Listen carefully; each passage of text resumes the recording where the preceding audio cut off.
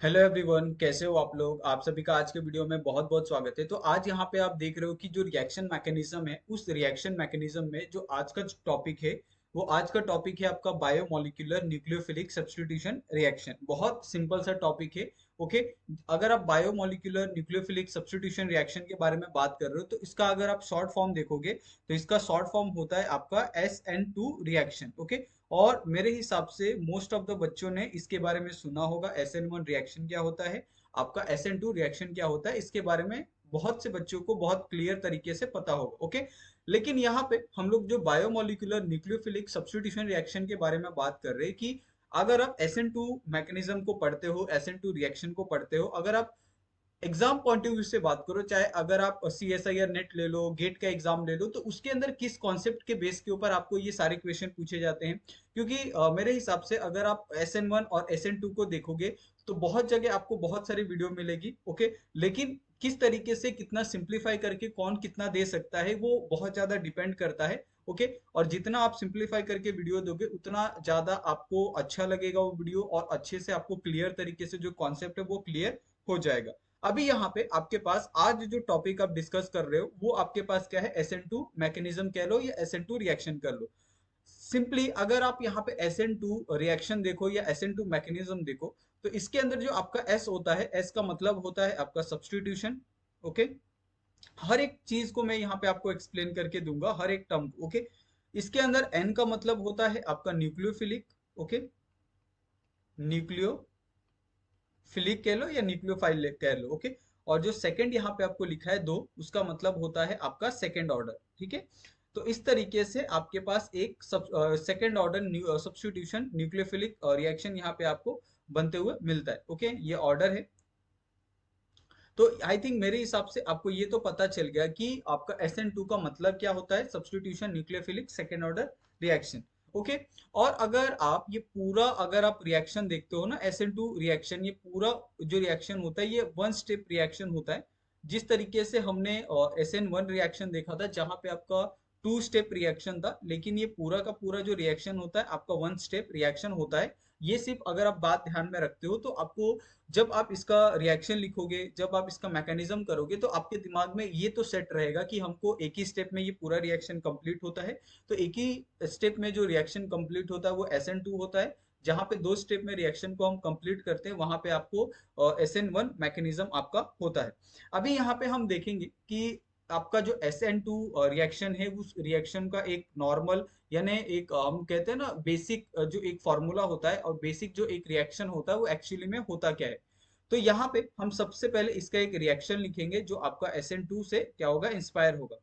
अभी SN2 में एक बेसिक अगर एक कॉमन एग्जांपल ले तो आपके पास क्या है, यहाँ पे अल्काइल हैलाइड है, करेक्ट। यहाँ पे आपके पास एक हैलाइड ग्रुप है जिसमें हम क्या कर रहे हैं, सिंपली न्यूक्लियोफिलिक का एडिशन यहाँ पे हम कर रहे हैं। ओके। और ये न्यूक्लियोफिलिक का एडिशन ये क्या है, आपका SN2 मैकेनिज्म है। साथ में यहाँ पे जो सॉल्वेंट हम यूज करने वाले हैं, वो सॉल्वेंट हम यूज करने वाले हैं polar aprotic solvent. Okay. Aprotic solvent. तो यहाँ पे आपको बस ये ध्यान रखना है कि आपने SN1 में पोलार प्रोटिक सॉल्वेंट यूज किया था, SN2 में पोलार अप्रोटिक सॉल्वेंट यूज करोगे आप। ओके। क्योंकि ये छोटी छोटी बातें हैं ना, बहुत मिस हो जाती है, और इसके कारण आपका क्या होता है, मार्क्स आपके कट हो जाते हैं। इसके लिए मैं क्या करता हूँ, इसको हाईलाइट कर देता हूँ कि पोलार अप्रोटिक सॉल्वेंट का ही आपको क्या करना है, इसके अंदर इस्तेमाल करना है। अभी यहाँ से आपके पास जो फाइनल एक कंपाउंड बनता है वो बनता है आपके पास CH3 न्यूक्लियोफाइल। ओके। ये आपके पास एक बेसिक बहुत सिंपल सा आपके पास यहाँ पे रिएक्शन आपको दिया है। लेकिन आप बहुत से लोगों के मन में डाउट होगा कि सर हम लोग ये बेसिक रिएक्शन पढ़ के हम लोग पूरा मैकेनिज्म या पूरा SN2 जो रिएक्शन है उसको हम नहीं समझ सकते। तो मैं आपकी बात से बिल्कुल एग्री करता हूँ, बिल्कुल आप सही बोल रहे हो। इसके लिए हम क्या करेंगे, इसका जो मैकेनिज्म होता है वो मैकेनिज्म को हम लोग यहाँ पे डिस्कस करेंगे। तो आप यहाँ पे एक छोटा सा आप हेडिंग डालो जो होगा आपका SN2 का मैकेनिज्म। ओके। अब ये मैकेनिज्म किस तरीके से होता है इसके बारे में हम थोड़ा सा विस्तार से चर्चा करेंगे। मैकेनिज्म के अंदर हमारे पास जो कंपाउंड है, बेसिक कंपाउंड है, वो कंपाउंड क्या है, हमारे पास CH3X है। ओके। तो सपोज यहाँ पे आपके पास ये कार्बन है, ये कार्बन से आपके पास ये हाइड्रोजन एक अटैच है। ओके। एक हाइड्रोजन आपका अबव द ग्रुप है और एक हाइड्रोजन क्या है आपके पास बिलो द ग्रुप है, इस तरीके से। और यहाँ पे आपके पास क्या है, एक्स ग्रुप जो हाईलाइट ग्रुप है वो आपके पास अटैच है। ओके। अभी इसके अंदर जो एक न्यूक्लियोफिलिक का जो एडिशन होता है ना, वो न्यूक्लियोफिलिक का एडिशन आपको बैक साइड से देखने के लिए मिलता है। इसमें बस एक ही खासियत है कि यहाँ पे जो एडिशन होता है वो बैक साइड अटैक होता है, बैक साइड एडिशन आपको देखने के लिए मिलता है। ओके, तो यहाँ पे जो आपके पास जो न्यूक्लियोफाइल आप यहाँ पे ऐड कर रहे हो वो कहाँ से हो रहा है, आपका बैक से न्यूक्लियोफाइल ऐड हो रहा है। तो यहाँ पे आ जाएगा आपका न्यूक्लियोफाइल, और ये किसके साथ ऐड हो रहा है, कार्बन के साथ ऐड हो रहा है। ओके, यहाँ पे आपके पास एक हाइड्रोजन है, यहाँ पे आपके पास अबव द ग्रुप एक हाइड्रोजन है, और यहाँ पे आपके पास बिलो द ग्रुप क्या है, एक हाइड्रोजन है। ओके, अभी यहाँ से जो आपके पास एक लिविंग ग्रुप है ये क्या होगा, यहाँ से बाहर चले जाएगा, और ये बाहर जाते समय कुछ इस तरीके से आपका एक्स का रिप्रेजेंटेशन आपको करते हुए देखने के लिए मिलेगा, जो आपका क्या है, लिविंग ग्रुप है। तो ये आपका क्या हो गया, एक ओवरऑल एक ट्रांजिशन स्टेट कह लो। ओके, जहां पे आपका एक ही ट्रांजिशन स्टेट आपको देखने के लिए मिलता है, जो इस तरीके का आपको देखने के लिए मिलता है। अभी ये ट्रांजिशन स्टेट से आपका एक प्रोडक्ट का फॉर्मेशन होता है, और ये प्रोडक्ट कुछ इस तरीके से दिखता है, न्यूक्लियोफाइल और इसके साथ आपका CH3 का एडिशन आपको देखने के लिए मिलता है, और ये क्या है, आपके पास एक फाइनल प्रोडक्ट आपको यहाँ पे देखने के लिए मिलता है। ओके, ये आपके पास क्या था, रिएक्टेंट था। ओके, और रिएक्टेंट से किस तरीके से आपके पास यहाँ पे प्रोडक्ट का फॉर्मेशन हुआ, ये आपने पूरा मैकेनिज्म यहाँ पे आपने देखा है। अभी यहाँ पे कुछ चीजें थोड़ा सा अगर आप ध्यान दो, तो यहाँ पे आपको कुछ चीजें मैं यहाँ पे बताना चाहता हूँ। यहाँ पे अगर आप देखो तो ये क्या हो रहा है, बैक साइड अटैक हो रहा है, तो यहाँ पे आप ये पॉइंट मेंशन कर सकते हो। यहाँ पे आपको बैक साइड न्यूक्लियोफिलिक अटैक यहाँ पे आपको देखने के लिए मिल रहा है, करेक्ट, ये आप पॉइंट एक मेंशन कर सकते हो। दूसरा पॉइंट यहाँ पे आप क्या मेंशन कर सकते हो, यहाँ पे आपको 100% इन्वर्जन आपको देखने के लिए मिल रहा है, यानी जो आपका रिएक्टेंट है वो रिएक्टेंट से आपका एक ही सिंगल एक प्रोडक्ट आपको यहाँ पे देखने के लिए मिल रहा है। ओके, और इस इन्वर्जन को हम लोग वर्ल्डन इन्वर्जन कहते हैं। Okay, Walden inversion. तो यहाँ पे आपको इतना आई थिंक मेरे हिसाब से बहुत क्लियर हो गया होगा। यहाँ पे हमने एक कॉमन रिएक्शन देखा, उस कॉमन रिएक्शन का हमने यहाँ पे मैकेनिज्म भी पढ़ा। ओके, अभी इसका अगर आप एनर्जी प्रोफाइल डायग्राम बनाओ तो वो भी बहुत इजी है। तो यहाँ पे आप क्या करो, इसका एनर्जी प्रोफाइल हम डायग्राम देख लेते हैं कि किस तरीके से आता है। ओके, तो यहाँ पे हम छोटा सा एक हेडिंग डालते हैं जो होगा आपका energy profile diagram. Okay, energy, एक सेकेंड, एनर्जी प्रोफाइल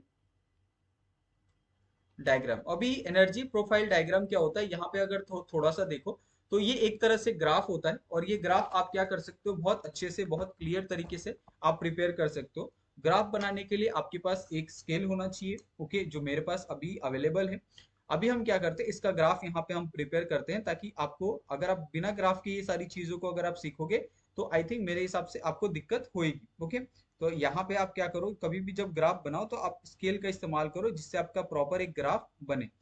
अभी यहाँ पे आपके पास एक ग्राफ हो गया, जिसके अंदर जो आपका ये वाई एक्सिस है, ये आपका क्या हो गया, वाई एक्सिस हो गया, करेक्ट, और ये आपका क्या हो गया, एक्स एक्सिस हो गया। यहाँ पे आपके पास दो एक्सिस है। जब आप वाई एक्सिस जाते हो तो आपकी जो एनर्जी होती है, वो आपकी एनर्जी क्या होती है, लगातार इंक्रीज होती है। जब आप एक्स एक्सिस पे होते हो तो यहाँ पे आपका क्या होता है, रिएक्शन कोऑर्डिनेट होता है, करेक्ट। तो ये कुछ चीजें हैं जो आपको मेंशन करना बहुत ज्यादा इंपॉर्टेंट होता है। अभी आप जैसे ही SN2 का अगर आप एनर्जी प्रोफाइल डायग्राम बनाते हो तो आपको पता है कि एनर्जी प्रोफाइल डायग्राम में जो आपके रिएक्टेंट यहाँ पे यूज कर रहे हो, वो रिएक्टेंट क्या है, आपके पास CH3X है, करेक्ट।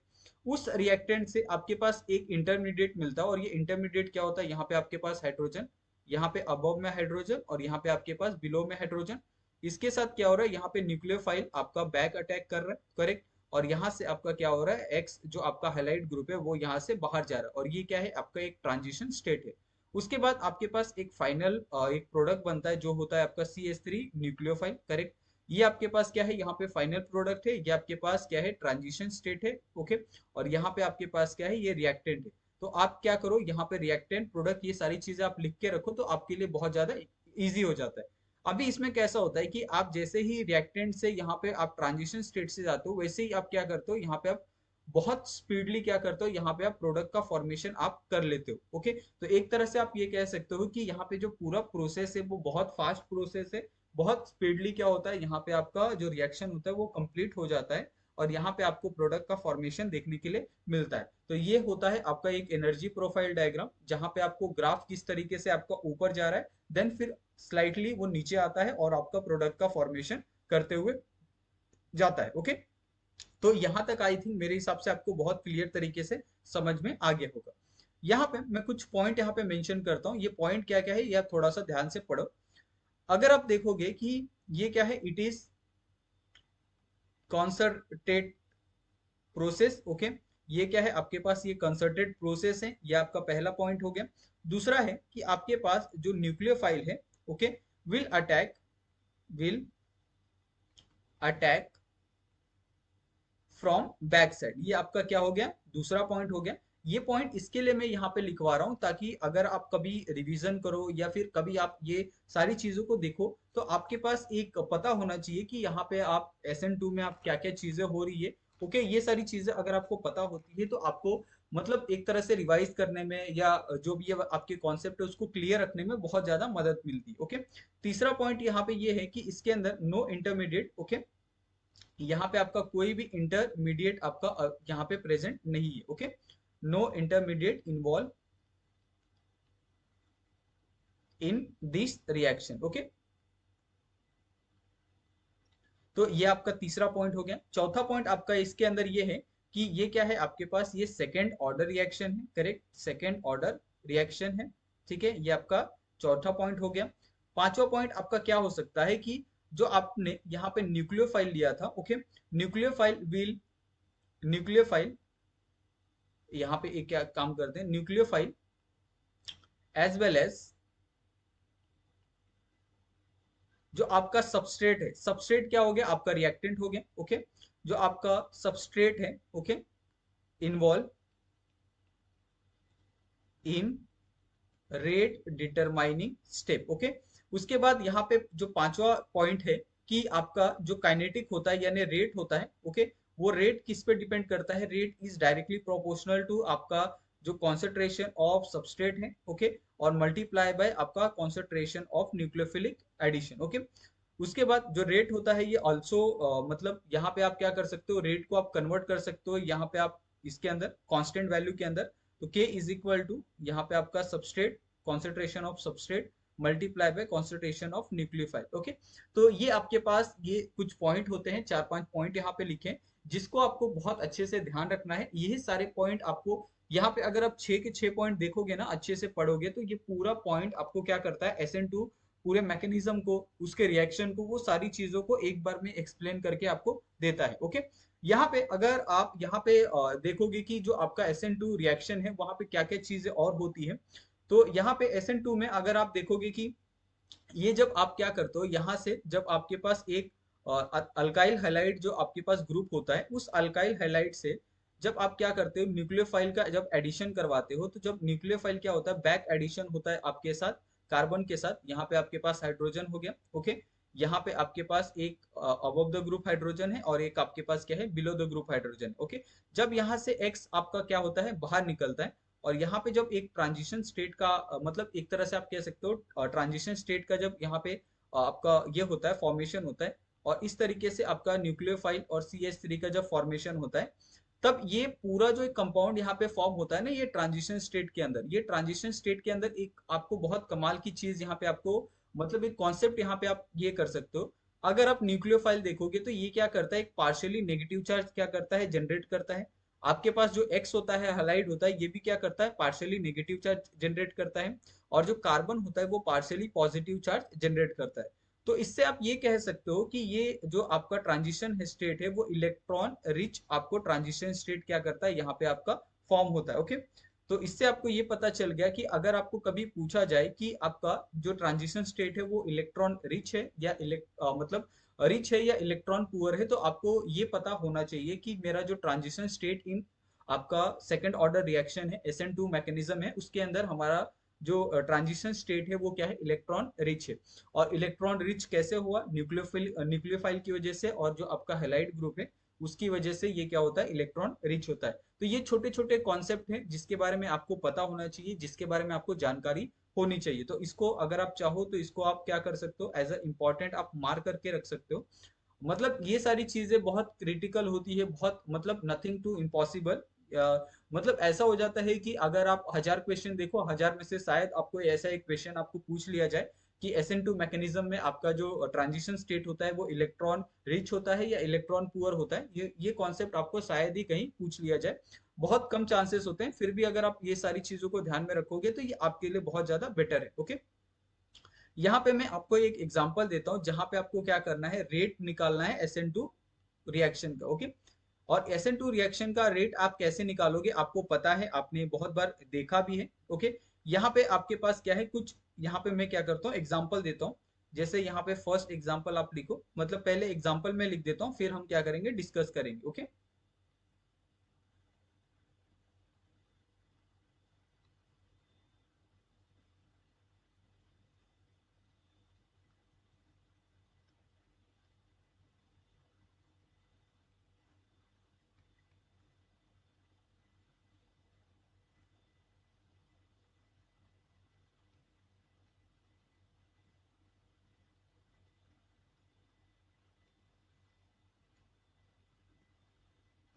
अभी यहाँ पे आपके पास एक क्वेश्चन है जिसके अंदर आपको क्या पूछा है, यहाँ पे रेट पूछा है SN2 मैकेनिज्म रिएक्शन का। यहाँ पे आपके पास ऑप्शन है, ये आपका पहला है। ओके, ये आपका पहला रिएक्शन है, ये आपका दूसरा है और ये आपका तीसरा है। ओके, यहाँ पे तीन आपके पास एग्जाम्पल दिए हैं और आपको यहाँ पे कंपैरिजन पूछा है, यानी एक तरह से आपको यहाँ पे ऑर्डर पूछा है रेट का, कि कौन सा पहला आएगा कौन सा लास्ट में आएगा, ये आपको क्या करना है, बताना है। तो सिंपली अगर आप यहाँ पे ये तीनों को देखो, ओके, तीनों को अगर आप यहाँ पे ध्यान से देखो तो अगर आप यहाँ पे देखोगे कि आपके ग्रुप में आपके पास ये वाला जो ग्रुप अगर आप देखोगे, NO2 हो गया। ओके, यहाँ पे आपका हाइड्रोजन ग्रुप हो गया और यहाँ पे आपके पास CH3 ग्रुप हो गया। ओके, ये सारे के सारे क्या है, आपके इलेक्ट्रॉन विड्रॉइंग ग्रुप है। ओके, ये आप एग्री करते हो, ये भी क्या है आपके पास इलेक्ट्रॉन विड्रॉइंग ग्रुप है और ये भी क्या है आपके पास इलेक्ट्रॉन विड्रॉइंग ग्रुप है। करेक्ट, ये आप मानते हो। जब भी ऐसे इलेक्ट्रॉन विड्रॉइंग ग्रुप आते हैं तो ये इलेक्ट्रॉन विड्रॉइंग ग्रुप क्या करते हैं, आपका electron withdrawing group are stabilize SN2 transition state. Okay, तो ये क्या करते हैं, सिंपली आपके जो SN2 के ट्रांजिशन स्टेट है उसको आप क्या करते हैं, वो स्टेबलाइज करते हैं। और ऐसे कंडीशन में क्या होता है, इसका जो ऑर्डर होता है कि जो आपका पहला वाला है वो ज्यादा स्टेबलाइज करेगा, उसके बाद सेकेंड वाला, देन उसके बाद थर्ड वाला। तो ये इसका क्या होता है, ऑर्डर होता है। अगर आप सेम कंपाउंड को अगर आप SN1 रिएक्शन में देखते हो, और तो इसका अगर आपको मैं पूछूं कि इसमें अगर आप मुझे बताओ कि इसका रेट ऑर्डर क्या होगा, तो इसका रेट ऑर्डर कैसा होगा, इसका इनवर्स हो जाएगा। तब उसमें आप उस कंडीशन में क्या करोगे, जब आप SN1 रिएक्शन में जब आप जाते हो तो उस कंडीशन में आपको क्या करना है, कार्बोकैटायन की स्टेबिलिटी देखनी है और उस स्टेबिलिटी के हिसाब से क्या करना है, आपका जो एक अरेंजमेंट है, जो ऑर्डर है, उसको आपको प्लेस करना है। ओके, और उसमें आपका क्या हो जाता है, जब आप कार्बोकैटायन की स्टेबिलिटी के ऊपर जाते हो तो उसके अंदर आप इलेक्ट्रॉन डोनेटिंग ग्रुप को क्या करते हो, प्रियोरिटी देते हो आप SN1 ट्रांजिशन स्टेट के अंदर। ओके, तो ये कुछ चीजें हैं जिसके बारे में आपको जानना बहुत ज्यादा इंपॉर्टेंट है और जिसके बारे में आपको जानकारी होनी भी चाहिए। ओके, उसके बाद नेक्स्ट यहाँ पे जो आपका पॉइंट आता है वो आता है आपका स्टीरियो केमिस्ट्री। जैसे हमने SN1 में स्टीरियो केमिस्ट्री देखा था, ओके, कि मतलब उसके अंदर कैसा कॉन्फ़िगरेशन आ रहा था। ओके, उसी तरीके से हम SN2 का भी यहाँ पे हम स्टीरियो केमिस्ट्री देखेंगे। तो ये आपका नेक्स्ट टॉपिक यहाँ पे हो गया, stereo chemistry of stereo chemistry of SN2 reaction. Okay, अभी अगर आपको कहा जाए कि SN2 का अगर आपको यहाँ पे स्टीरियो केमिस्ट्री फाइंड करना है तो आप कैसे फाइंड करोगे, सबसे पहले मैं क्या करता हूँ, यहाँ पे रिएक्शन लिखता हूँ। ये आपके पास न्यूक्लियोफाइल है जो क्या कर रहा है, बैक अटैक कर रहा है किसको, CH3X को। करेक्ट, ये आपके पास एक प्रोडक्ट, ये है आपके पास रिएक्टेंट है जिसको इसने क्या किया है, बैक अटैक किया है। After attacking from the back side, यहाँ पे क्या हो रहा है, nucleophile will attach to the आपका कार्बन, एंड जो आपके पास हाइड्रोजन है, एक आपके पास हाइड्रोजन इस नीचे है और एक आपके पास above the group. Okay, then the leaving group is detach from the carbon. Okay, यहाँ पे आपका जो लिविंग ग्रुप है वो क्या करेगा, यहाँ से आप धीरे धीरे क्या होगा, डिटैच होगा। और इस तरीके से आपके पास एक ट्रांजिशन स्टेट का क्या होता है, फॉर्मेशन आपको देखने के लिए मिलता है। Then finally the product is nucleophile with attach to the CH3 group. Okay, तो ये आपके पास क्या होता है, एक फाइनल प्रोडक्ट यहाँ पे आपको देखने के लिए मिलता है। ओके, और इस कंडीशन में अगर आप देखोगे कि यहाँ पे आपको 100% इन्वर्जन आपको देखने के लिए मिलता है। करेक्ट, और इस इन्वर्जन को हम लोग क्या कहते हैं, इस इन्वर्जन को कहते हैं हम लोग वॉल्डन इन्वर्जन। ये हमारा क्या हो गया, वॉल्डन इन्वर्जन। इसको हम लोग इस तरीके से मतलब हम कहते हैं, कभी भी अगर आप और SN2 में अगर आप स्टीरियो केमिस्ट्री देखो तो उस स्टीरियो केमिस्ट्री में आपका वर्ल्डन इन्वर्जन आपका फॉर्म होता है। जैसे हमने अगर आप SN1 का अगर आप स्टीरियो केमिस्ट्री देखो तो उसके अंदर आपने कॉन्फ़िगरेशन निकाला था, R कॉन्फ़िगरेशन आएगा, S कॉन्फ़िगरेशन आएगा, ये सारी चीजें आपने उसके अंदर निकाली थी। लेकिन इस कंडीशन में आपके पास कोई दूसरा स्टेप ना होने के कारण यहाँ पे एक ही प्रोडक्ट फॉर्म हो रहा है, ओके, और एक ही स्टेप में हो रहा है, जिसके कारण यहाँ पे आपका किसी भी तरीके का जो एक स्टीरियो केमिस्ट्री है जिसका आप ये निकाल सके, कॉन्फ़िगरेशन निकाल सको, ऐसा यहाँ पे कुछ भी आपको देखने के लिए नहीं मिल रहा, ओके। तो ये आपको stereo chemistry of SN2 reaction भी आपको बहुत क्लियर तरीके से समझ में आ गया होगा, ओके। अभी इसके हम मेन पॉइंट पे बढ़ते हैं, जिसका जो मेन पॉइंट है कि आपके कौन कौन से ऐसे फैक्टर होते हैं जो अफेक्ट करते हैं आपके SN2 मैकेनिज्म को, ओके। तो यहाँ पे आप लिखो फैक्टर अफेक्टिंग आपका SN2 रिएक्शन, ओके। तो आपके SN2 रिएक्शन को कौन कौन से फैक्टर यहाँ पे अफेक्ट करते हैं, जिसके बारे में हम क्या करने वाले हैं, यहाँ पे हम डिटेल में चर्चा करने वाले हैं, ओके। तो यहाँ पे कुछ फैक्टर है, जिसमें सबसे पहला फैक्टर है आपका स्ट्रक्चर ऑफ सबस्ट्रेट, ओके। तो आप क्या करो, यहाँ पे आप हेडिंग डालो स्ट्रक्चर ऑफ सबस्ट्रेट, ओके। अभी अगर आप स्ट्रक्चर ऑफ सबस्ट्रेट के बारे में अगर आप यहाँ पे देखो तो इसमें आपको बहुत सारी चीजें सीखने के लिए मिलती है। जैसे क्या, आपके पास क्या है, SN2 का आपके पास रिएक्शन है, जिसमें क्या है आपके पास CH3 विथ X, जिसके अंदर क्या हो रहा है आपके पास, ये एक क्या है, एक मिथाइल ग्रुप है, आप समझ लो। दूसरा आपके पास यहाँ पे प्राइमरी है, ओके, CH3, यहाँ पे आपके पास X। तीसरा आपके पास यहाँ पे आपका सेकेंडरी है, यहाँ पे आपका CH है, ये आपका X है। यहाँ पे एक आपका अल्काइल ग्रुप है, यहाँ पे आपके पास एक अल्काइल ग्रुप है, ओके। और फोर्थ वाला क्या है आपके पास, यहाँ पे मतलब एक टर्शरी ग्रुप है, और थर्ड डिग्री, ओके। यहाँ पे आपके पास आर ग्रुप है, यहाँ पे आपके पास आर है, अल्काइल ग्रुप है, और यहाँ पे आपके पास आर ग्रुप है। तो इस तरीके से आपके पास एक मिथाइल ग्रुप हो गया, एक प्राइमरी, सेकेंडरी और एक टर्शरी आपके पास यहाँ पे ग्रुप आपको मिल रहा है। अगर यहाँ पे मैं कहूँ कि इसकी स्टेबिलिटी को आप डिसाइड करो कि इसमें कौन सा सबसे ज्यादा स्टेबल है और कौन सा सबसे कम। तो जो आपका मिथाइल ग्रुप होता है वो सबसे ज्यादा स्टेबल होता है एज कंपेयर टू आपका प्राइमरी, सेकेंडरी और टर्सरी का। तो ऐसा क्यों होता है इसको मतलब एक तरह से अगर मैं यहाँ पे कह देता हूँ तो आपको वो सारी चीजें मान लेनी नहीं है, ये बात आपको हमेशा ध्यान रखनी है।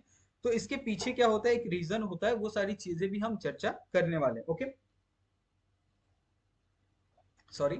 अभी यहाँ पे अगर हम थोड़ा सा अगर आप इसको स्टेप को आगे बढ़ाएं, यहाँ पे आपको ये पता चल गया कि आपके पास अगर मिथाइल ग्रुप है, उसके साथ अगर आपको प्राइमरी, सेकेंडरी और टर्सरी ग्रुप दिया जाए, तो स्ट्रक्चर ऑफ सबस्ट्रेट में जो आपका मिथाइल ग्रुप होता है वो ज्यादा प्रियोरिटी होता है, ज्यादा स्टेबल होता है।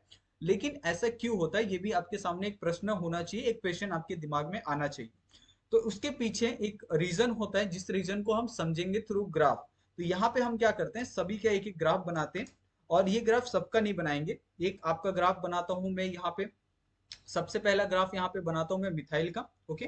तो ये मिथाइल का कुछ ग्राफ इस तरीके से आपको देखने के लिए मिलेगा, ओके। एक सेकेंड, यहाँ पे क्या हो गया, मतलब बिना स्केल के आई थिंक ग्राफ थोड़ा सा पॉसिबल नहीं होता। ये आपका मिथाइल का ग्राफ हो गया, ओके। उसके बाद यहाँ पे मैं बनाता हूँ आपका प्राइमरी, ठीक है। ये आपका प्राइमरी हो गया। उसके बाद यहाँ पे एक बनाता हूँ आपका सेकेंडरी का ग्राफ,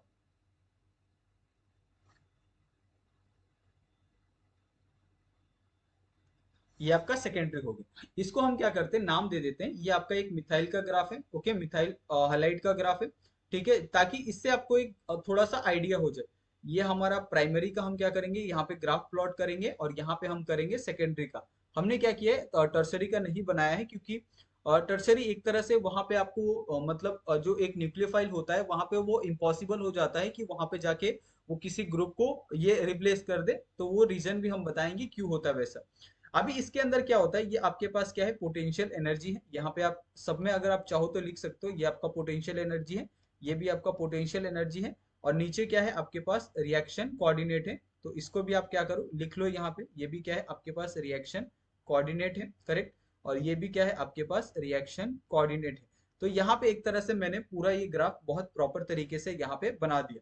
अभी इसके अंदर कैसा होता है कि जब आप मिथाइल ग्रुप को देखते हो ना, तो इसके अंदर कैसा होता है कि जो आपका ग्राफ होता है ना वो बहुत छोटा आपको देखने के लिए मिलता है, और इसी से आपको प्रोडक्ट का फॉर्मेशन आपको देखने के लिए मिल जाता है। लेकिन अब जैसे ही आप प्राइमरी में जाते हो ये ग्राफ थोड़ा सा क्या हो जाता है, मतलब बड़ा हो जाता है इसका पीक, यानी यहाँ पे आपको जो एक ये है एक्टिवेशन एनर्जी है वो आपको थोड़ा सा ज्यादा यहाँ पे आपको देखने के लिए मिलता है। लेकिन आप जैसे ही सेकेंडरी में आते हो, सेकेंडरी में ये ग्राफ थोड़ा सा और ऊपर चले जाता है, जिसमें आपका एक्टिवेशन एनर्जी एक तरह से आप कह सकते हो इसके अंदर जो एनर्जी लग रही है वो थोड़ा सा क्या हो जाता है, बढ़ जाता है। ये आपका एक्टिवेशन एनर्जी हो गया, और इसका ये क्या है, एक जो बेस पॉइंट है इसके अंदर आपका एक्टिवेशन एनर्जी इतना हो जाता है। अगर आप यहाँ पे सेकेंडरी में देखोगे तो सेकेंडरी में एक्टिवेशन एनर्जी क्या हो जाता है, और आपका बढ़ जाता है। जैसे जैसे आप मिथाइल से यहाँ पे सेकेंडरी और टर्शरी में जाते हो, आप देखोगे कि यहाँ पे जो एनर्जी का ग्राफ है वो एनर्जी का ग्राफ क्या हो रहा है, धीरे धीरे बढ़ते चले जा रहे हैं। ऐसे कंडीशन में क्या होता है कि जो आपका मिथाइल होता है वो इजीली क्या होता है, आपका रिएक्टेंट से प्रोडक्ट का फॉर्मेशन कर लेता है। लेकिन जब आप प्राइमरी में जाते हो ना, तो प्राइमरी में क्या होता है, एक आपके पास क्या है, अल्काइल ग्रुप है, करेक्ट। ये अल्काइल ग्रुप क्या होता है, एक बल्की ग्रुप होता है।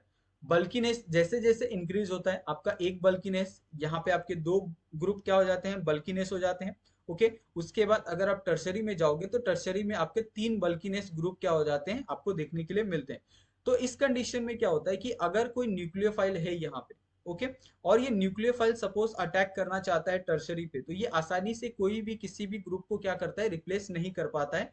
और इसके इतना बल्कीनेस होने के कारण ये न्यूक्लियोफाइल इजिली कार्बन के साथ अटैच नहीं हो पाता है। ओके, और आपने देखा भी होगा कि सपोज अगर मैं एग्जांपल दे दूं कि एक लिफ्ट है, करेक्ट, उस लिफ्ट में 5 लोग जा सकते हैं बहुत इजीली। ओके, मतलब एक नॉर्मल साइज के जो पीपल्स होते हैं वो 5 लोग बहुत इजीली जा सकते हैं, कंफर्टेबल जा सकते हैं। लेकिन सपोज ऐसे मतलब बहुत एक जाड़े लोग, मोटे लोग अगर ऐसे आ गए, जो मतलब एक का शरीर 3 के बराबर है, तो क्या मुझे आप बताओ कि उस लिफ्ट के अंदर जहां पहले 5 लोग जा रहे थे, क्या अभी वैसे ही सेम जो मतलब जिनका शरीर, मतलब एक आदमी का शरीर 3 के बराबर है, क्या उसमें भी वो 5 ऐसे लोग जा सकते हैं उस लिफ्ट में? तो ये क्या हो जाता है, नहीं जा सकते। तो ये सेम यहाँ पे भी होता है कि जैसे जैसे वो बल्कीनेस बढ़ते चली जाती है कार्बन के ऊपर, वैसे वैसे क्या होता है कि वो कार्बन कहीं बाहर से दूसरे व्यक्ति को अपने अंदर अपने साथ अटैच करने के लिए वो उतना ही ज्यादा क्या हो जाता है, असहज हो जाता है। और वो धीरे धीरे क्या करता है, न्यूक्लियोफाइल का एक तरह से मतलब वो अटैच करने के लिए रेडी नहीं होता है। ओके, अगर आप इसकी रिएक्टिविटी को देखो, और रिएक्टिविटी का अगर आप ऑर्डर देखना चाहते हो या फिर एनर्जी का ऑर्डर देखना चाहते हो, तो वो सारी चीजें भी आप क्या कर सकते हो, यहाँ पे आप लिख सकते हो। तो यहाँ पे हम क्या करते हैं, एक रिएक्टिविटी का ऑर्डर यहाँ पे हम लिख देते हैं। ओके, ये आपके पास सिंपल रिएक्टिविटी ऑर्डर है, और ये रिएक्टिविटी ऑर्डर किसके लिए, आपके SN2 के लिए। ओके, तो SN2 में जब भी आप रिएक्टिविटी ऑर्डर देखते हो तो इसका जो एक सीरीज होता है, वो सीरीज क्या होता है कि जो सबसे पहले जो आपका मिथाइल ग्रुप है वो सबसे पहले आता है। ओके, उसके बाद आपका यहाँ पे आपका फर्स्ट प्राइमरी आता है, उसके बाद आपका सेकेंडरी आता है, देन उसके बाद आपका टर्सरी आता है, करेक्ट। अगर आप यहाँ पे एनर्जी का ऑर्डर देखोगे तो एनर्जी का ऑर्डर आपका किस तरीके से होता है, यहाँ पे वो भी हम देख लेते हैं। एनर्जी ऑर्डर फॉर आपका SN2, तो इसमें कैसा होता है कि जो एनर्जी का ऑर्डर और एक्टिविटी का ऑर्डर होता है वो इन्वर्सली प्रोपोर्शनल होता है। तो इसके अंदर आपका जो टर्शरी होता है वो सबसे पहले आता है, उसके बाद आपका सेकेंडरी, देन उसके बाद आपका प्राइमरी, देन उसके बाद आपका मिथाइल ग्रुप। ओके, तो इस तरीके से इन दोनों का ऑर्डर आपको देखने के लिए मिलता है, और ये आपका पूरा स्ट्रक्चर ऑफ सब्सट्रेट आपको आई थिंक मेरे हिसाब से बहुत क्लियर तरीके से ये समझ में आ गया होगा। ये सारी चीजें यहाँ पे हमने बहुत अच्छे से यहाँ पे मतलब समझाई है आपको, बहुत प्रॉपर तरीके से हमने ये सारी चीजें एक्सप्लेन की है। अभी यहाँ पे जो दूसरा फैक्टर है, ओके, दूसरा फैक्टर क्या है आपका, इफेक्ट ऑफ सॉल्वेंट। तो सॉल्वेंट का किस तरीके से इफेक्ट होता है आपके SN2 रिएक्शन के ऊपर, ये हम थोड़ा सा यहाँ पे देखेंगे। आप जनरली क्या करते हो, यहाँ पे जो सॉल्वेंट आप यूज करते हो वो क्या होता है, आपका पोलार अप्रोटिक सॉल्वेंट आपको देखने के लिए मिलता है, और इसी से आप क्या करते हो, इसके अंदर डील करते हो। पोलार अप्रोटिक सॉल्वेंट, जिसका इस्तेमाल आप क्या करते हो, इस रिएक्शन में करते हो। और ये क्या करता है, फेवर करता है किसको, SN2 रिएक्शन को।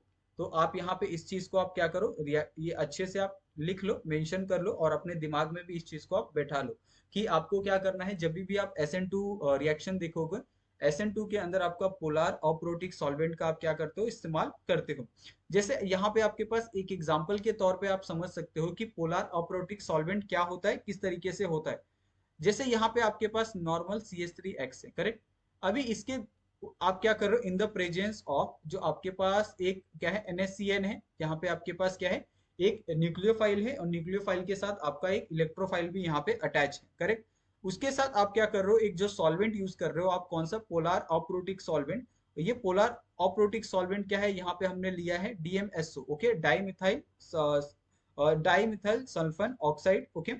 तो ये हमने क्या किया है, यहाँ पे एक ये लिया है, सॉल्वेंट लिया है। और इससे जो आपका प्रोडक्ट बनेगा वो क्या बनेगा, आपके पास CH3 के साथ आपका न्यूक्लियोफाइल यहाँ पे अटैच होगा, ओके। प्लस आपका X यहाँ से क्या हो जाएगा, बाहर चले जाएगा।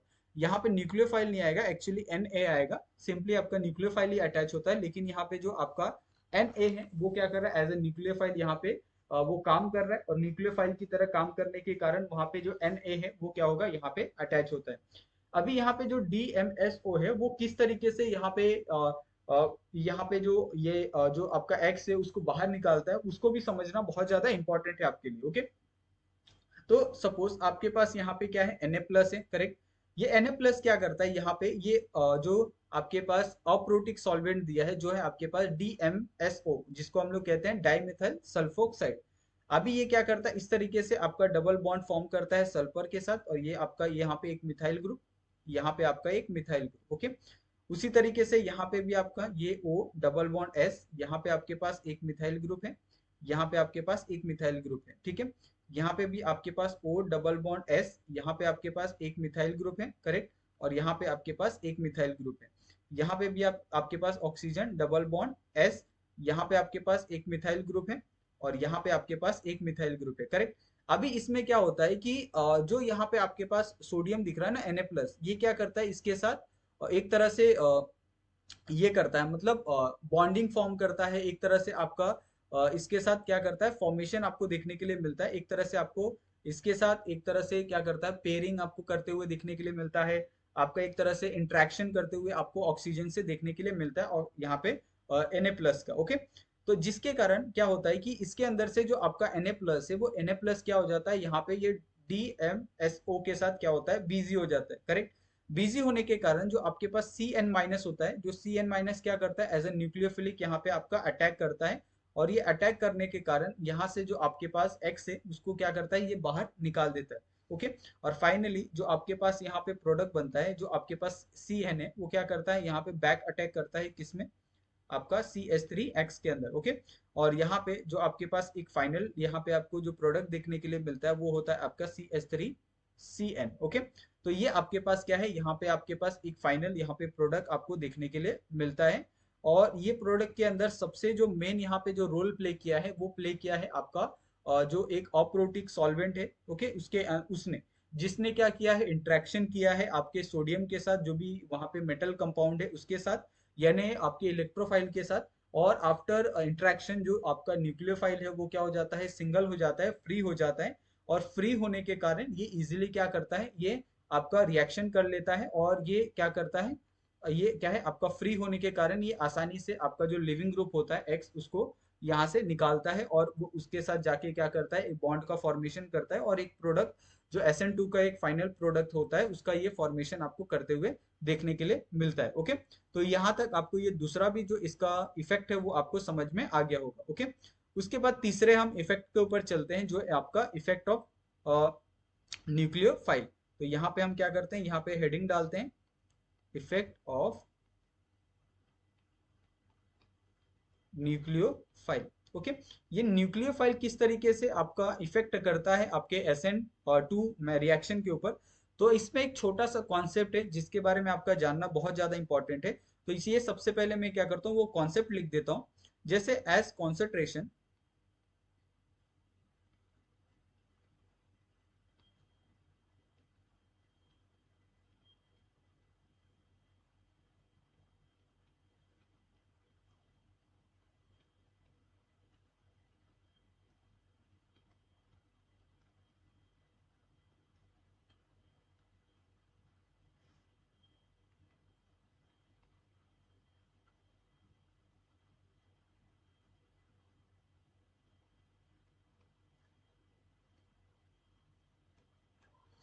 यहाँ पे आपके पास एक पॉइंट होता है न्यूक्लियोफाइल इफेक्ट के अंदर, कि जैसे जैसे आपका जो कॉन्सेंट्रेशन होता है न्यूक्लियोफाइल का इंक्रीज होता है, वैसे वैसे जो रेट ऑफ रिएक्शन होता है वो भी क्या होता है, आपका इंक्रीज होने लगता है। तो यहाँ पे इसका जो रेट आता है वो रेट किस तरीके से आता है कि जो इसका रेट होता है वो क्या होता है आपका, ये कॉन्सेंट्रेशन ऑफ आपका जो सबस्ट्रेट वन होता है, ओके, ये आपका सबस्ट्रेट वन है।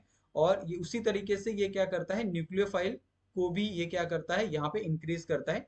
यानी आपका रेट ये एक दूसरे को क्या है यहाँ पे डायरेक्टली प्रोपोर्शनल आपको देखने के लिए मिल रहा है। ओके, अगर आपका रेट बढ़ता है तो आपका सबस्ट्रेट और न्यूक्लियोफाइल भी क्या होता है, इंक्रीज होते हुए आपको देखने के लिए मिलता है। अभी इसके अंदर आप जैसे जैसे अगर आप न्यूक्लियोफाइल का यहाँ पे इफेक्ट देखना चाहते हो तो इसको आप दो तीन पॉइंट में इसको बहुत क्लियर तरीके से समझ सकते हो।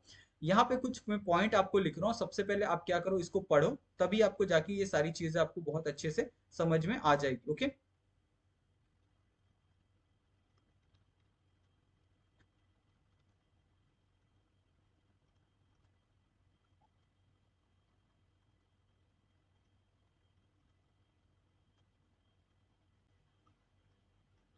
अभी यहाँ पे मैंने कुछ तीन पॉइंट लिखे हैं। ओके, ये तीनों पॉइंट को अगर आप ध्यान से पढ़ो, सबसे पहला पॉइंट क्या लिखा है कि a concentration of nucleophile is double then the rate of reaction will be double. Okay, अगर आपका कॉन्सेंट्रेशन अगर आपका डबल होता है न्यूक्लियोफाइल का तो ऑफ कोर्स आपका रेट ऑफ रिएक्शन भी डबल होगा, क्योंकि ये क्या है, डायरेक्टली प्रोपोर्शनल है। अगर आपका कॉन्सेंट्रेशन ऑफ सब्ट्रैक्ट अगर आपका डबल होता है तो of course rate of reaction भी क्या होगा, डबल है, क्योंकि ये रेट के क्या है, डायरेक्टली प्रोपोर्शनल है। अगर आप दोनों को अगर आप डबल करते हो, चाहे आपका सब्ट्रैक्ट हो या फिर आपका न्यूक्लियोफाइल को अगर आप डबल करते हो तो ऑफ कोर्स ये दो, टू मल्टीप्लाई बाय टू होंगे, जो क्या होंगे, आपका क्वाड्रोपल होगा, यानी फोर टाइम हो जाएंगे, किसके, रेट के हो जाएंगे।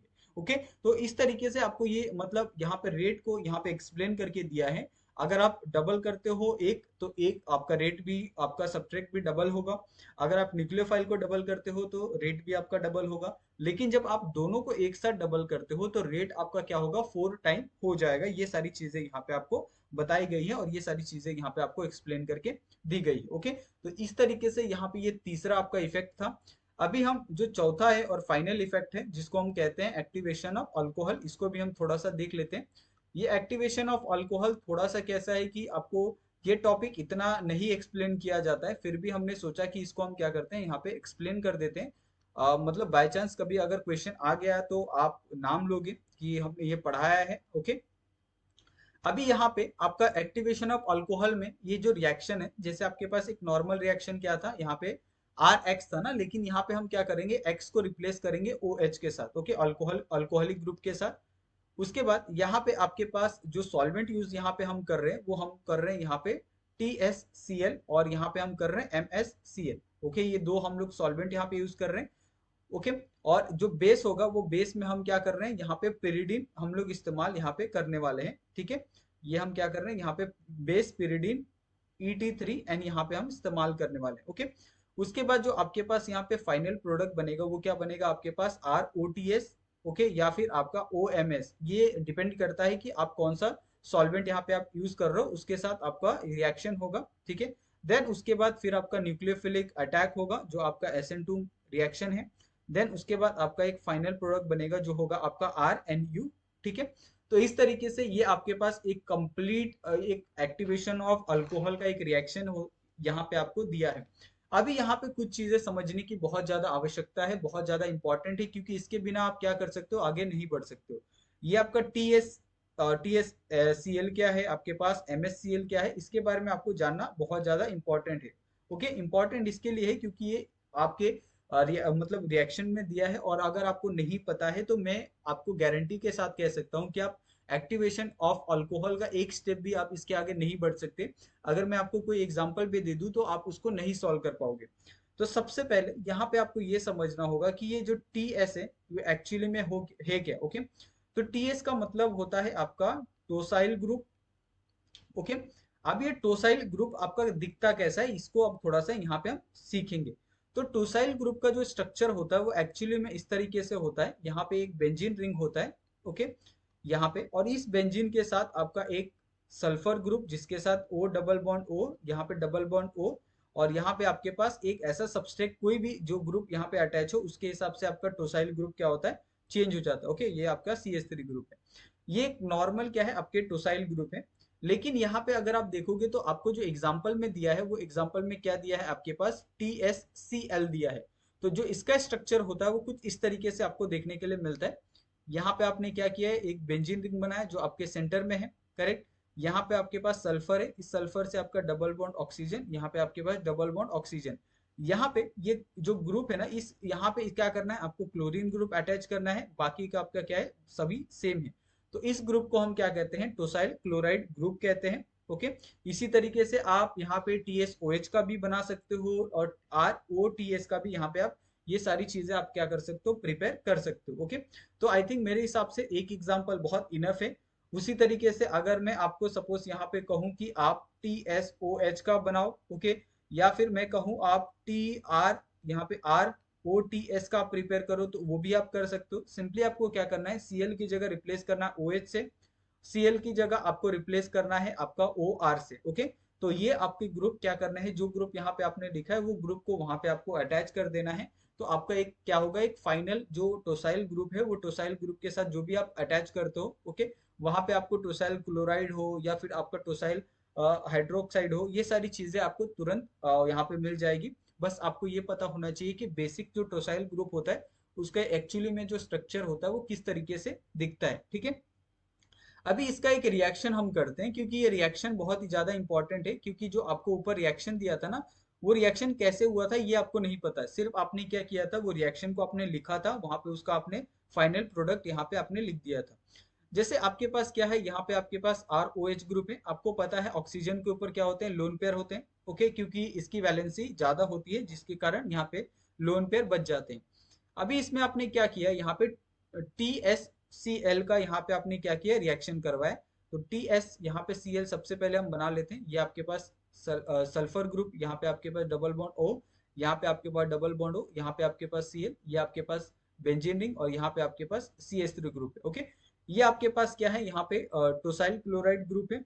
नीचे आपके पास क्या था, पिरिडिन था, करेक्ट। तो हम क्या करते हैं, यहाँ पे पिरिडिन को भी यहाँ पे नीचे हम बना के रख देते हैं। ये आपका अभी इस्तेमाल नहीं होगा, लेकिन बाद में क्या करने वाले, आप इसका इस्तेमाल करने वाले हो। ओके, यहाँ पे जब आप क्या होगा, यहाँ पे ये जो बॉन्ड है वो क्या करेगा, इस तरीके से अटैक होगा।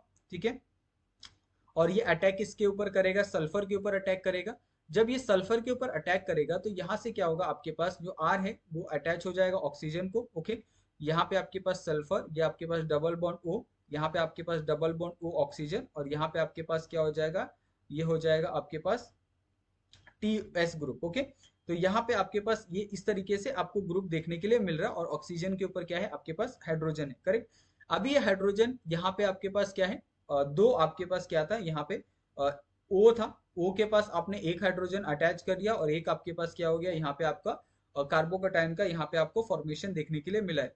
अभी यहाँ पे जो आपके पास पिरिडिन है ना, वो क्या करेगा, अटैक करेगा आपके कार्बोकैटायन के ऊपर। जब ये कार्बोकैटायन के ऊपर अटैच करता है, तो आपके पास इस तरीके का एक ग्रुप आपका क्या होता है, फॉर्म होता है। ये इस S डबल बॉन्ड O, यहाँ पे आपके पास S डबल बॉन्ड O, और इसके साथ क्या होता है, यहाँ पे आपका जो पिरिडिन ग्रुप है वो क्या होता है, यहाँ पे आपका अटैच हो जाता है इस तरीके से कुछ। ओके, यहाँ पे आपके पास CH3 ग्रुप है। अभी इसके अंदर जब आप क्या करते हो, न्यूक्लियोफाइल का एडिशन करवाते हो, और ये न्यूक्लियोफाइल का एडिशन कहाँ पे करवाते हो, SN2 रिएक्शन के ऊपर, तब जाके आपका एक फाइनल प्रोडक्ट यहाँ पे बनता है, जो होता है आपके पास RNU। ओके, लेकिन इसके साथ ही आपके एक बाई प्रोडक्ट भी आपका निकलता है, और ये बाई प्रोडक्ट क्या है, यहाँ पे ये आपके पास है CH3 ग्रुप है। ओके, ये आपका इस तरीके का कुछ आपका एक जो बाई प्रोडक्ट है वो आपको निकलते हुए आपको देखने के लिए मिलता है, जिसको हम लोग एज अ लिविंग ग्रुप कहते हैं। लेकिन ये लिविंग ग्रुप क्या होता है, बहुत अच्छा गुड लिविंग ग्रुप होता है, जो बहुत आसानी से क्या होता है, इसके अंदर से निकल जाता है। जैसे आपका क्लोरीन है, जैसे आप ब्रोमीन को आप निकाल रहे थे, उसी तरीके से यहाँ पे आपका इस तरीके से ये जो कंपाउंड होता है वो क्या होता है, यहाँ से निकलता है। तो आई थिंक मेरे हिसाब से आपको ये बहुत अच्छे से समझ में आ गया होगा कि आपका टोसाइल ग्रुप के अगर कोई एग्जाम्पल आते हैं, टोसाइल क्लोराइड हो, टोसाइल हाइड्रोक्साइड हो, उसी तरीके से आपको ये पूरा रिएक्शन करना है, और आप आसानी से यहाँ पे ये सारी चीजों को आई थिंक मेरे हिसाब से आप सीख गए होंगे। ओके, लेकिन यहाँ पे एक ऐसा भी एग्जाम्पल आपके पास आ सकता है, जैसे सपोज अगर आप एक्टिवेशन ऑफ अल्कोहल ही पढ़ रहे हो, जैसे यहाँ पे आपके पास एग्जाम्पल है एक्टिवेशन अल्कोहल में, जैसे आपके पास ROH है, यहाँ पे कोई टोसाइल ग्रुप नहीं है, आपके पास सिंपली क्या है, यहाँ पे आपके पास फॉस्फोरस क्लोराइड है। ओके, पेंटाक्लोराइड है, करेक्ट।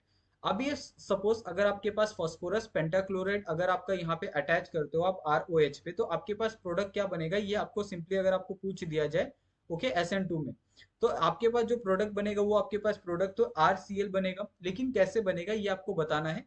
तो इसका एक सिंपल सा मैकेनिज्म होता है। वो मैकेनिज्म क्या कहता है, यहाँ पे आप थोड़ा सा ध्यान से देखो। ओके, यहाँ पे क्या है आपके पास आर ओ एच है, ठीक है, करेक्ट।